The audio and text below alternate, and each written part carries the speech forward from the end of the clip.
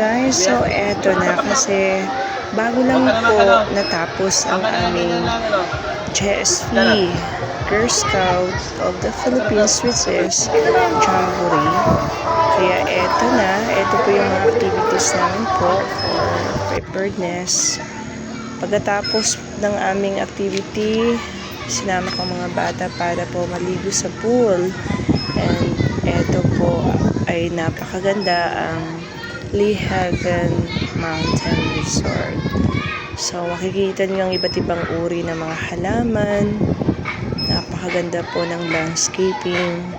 At sariwa po ang hangin dito. Hindi po maalikabok. Pero ito po ay tabi ng highway. So ayan po, makikita niyo ang daming malalaking puno, mga halaman. Napakaganda po talaga, guys.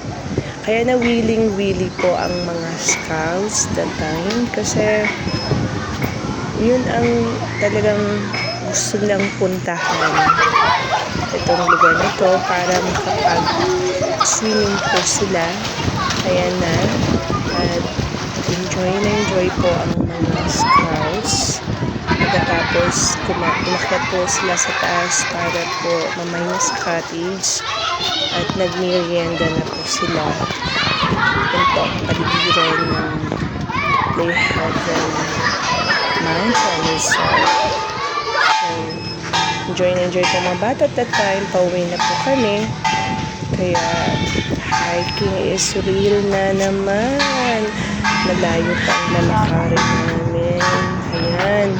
Lalakad na po ang mga bata at sobrang init that time. Alam niyo ba na yung oras na yan ay papasok na ang bagyong Juan. Kaya, nako, medyo halong enjoyment at kabado po ang bawat patrol leader. At ang mga bata na rin. Kaya yan, hiking na po kami. Papunta na po sa camp. So, medyo malayo pa, guys. Kaya, nako, talagang mainit. At medyo ito, pabalik tayo dito at makikita natin muli ang ganda ng Lee Heaven Mountain Resort. So, guys, hindi ka magsasawang maliligo sa kanilang pool, malinis. Maraming mga iba't ibang uri ng mga halaman dito. At ayun na, guys, malakas na ang ulan. At pagbalik namin dito sa kanilang bahay. Kasi ang bahay nito ay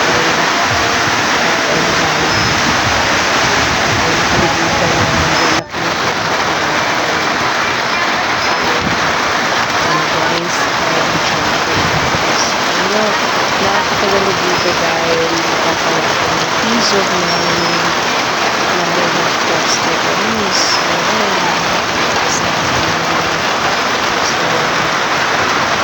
Medyo nilaman kami naghahanda kasi ang araw niyan ay pauwi na kami matatapos pa namin iba't ibang mga punong kahoy nasa paligid ng kampo yung medyo malakas yun nga marito pa sa atin ang bagyo na ako nakakaraming nasira ng bagyo dito dahil sa ulan at grabe, guys, talagang nakakatakot. Enjoy watching.